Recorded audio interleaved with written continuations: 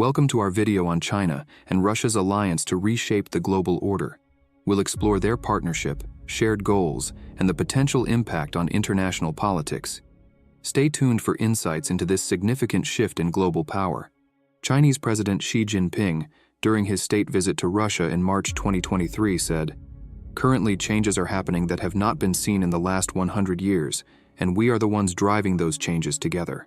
7 months later, at the Third Belt and Road Forum in Beijing, Russian President Vladimir Putin said, "Like most countries in the world, China wants fair and mutually beneficial cooperation to achieve global economic progress, social welfare, and sustainability while respecting different civilizations and each country's right to its development model." Western officials view these statements as a concerning plan by China and Russia to create a new world order. What are their goals? How will it affect the world? Can this strategy challenge America's global leadership? Putin and Xi Jinping have met over 40 times in the past decade. Western analysts believe they share similar views on global politics and foreign policy goals. Some reports even suggest they have a personal friendship, often calling each other close friends, though this could be diplomatic politeness. However, Xi rarely shows such respect for foreign leaders as he does for Putin, calling him his closest friend at a 2019 meeting in New York.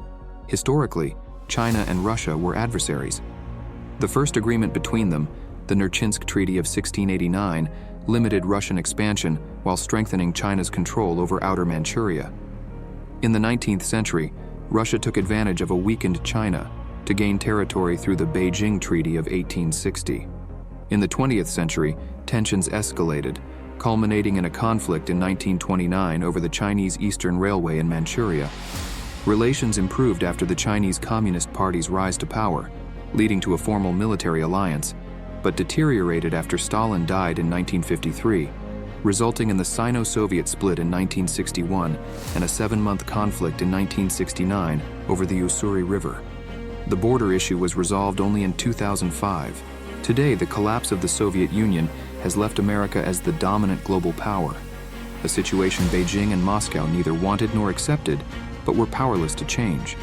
Realizing they needed to unite to challenge the current world order, Chinese leader Jiang Zemin and Russian leader Boris Yeltsin signed a joint statement in 1997, laying the groundwork for a strategic partnership. Yeltsin endorsed a vision of a multipolar world, saying, "We want a multipolar world with these poles forming the basis of a new world order." Putin and Xi's recent statements echo this 1997 declaration, opposing the US-led global order's unipolarity and universality. Unipolarity refers to American dominance in international affairs, where the US acts without much opposition. Moscow and Beijing believe the current system gives Washington too much power and want a new world order where they have more influence, and the global balance of power doesn't heavily favor the US. Xi's statement against unilateral sanctions at the Belt and Road Forum in October 2023 underscores this desire. Russia, facing repercussions from the Ukraine conflict, and China, wary of similar consequences over Taiwan, see a multipolar world as one where no single power dominates. Instead, multiple powers keep each other in check. This opposition to unipolarity is rooted in traditional balance of power strategies. For example, Putin views NATO's expansion as a threat to European balance and Russian security, prompting his actions in Ukraine to prevent NATO from establishing a presence there. Russia and China's opposition to the West's universality is more ideological. They reject the imposition of Western democratic values, human rights, and freedoms. They fear US interference could destabilize their regimes.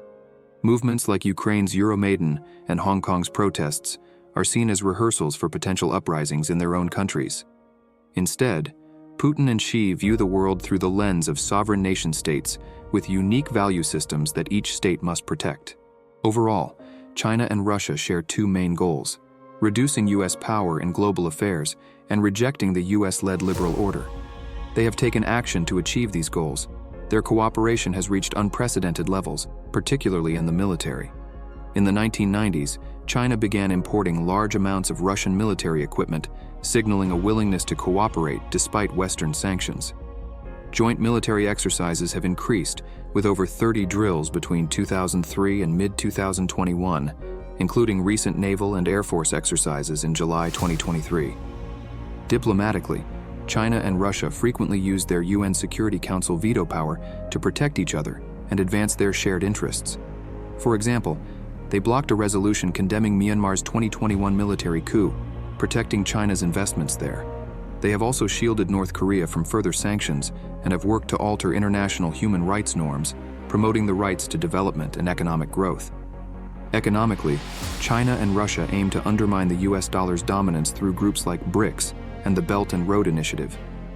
They have bypassed sanctions by using China's renminbi for trade and are encouraging other countries to do the same. Despite their cooperation, the China-Russia relationship has limits. China is cautious about providing military aid to Russia to avoid Western sanctions.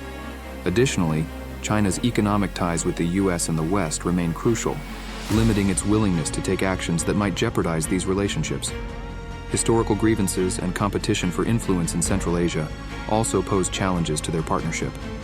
While they share the goal of creating a multipolar world, the lack of binding mechanisms and a common ideology means their relationship may not be as solid as it appears.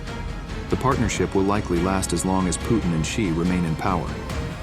In conclusion, Russia and China aim to weaken US dominance and establish a new world order where they have more influence. Their actions so far indicate a significant shift in global politics, but whether they can achieve their goals remains to be seen. What do you think Russia and China need to do to challenge America's global leadership? Can their partnership create a new world order? What opportunities and challenges might arise from such a change? Share your thoughts in the comments below.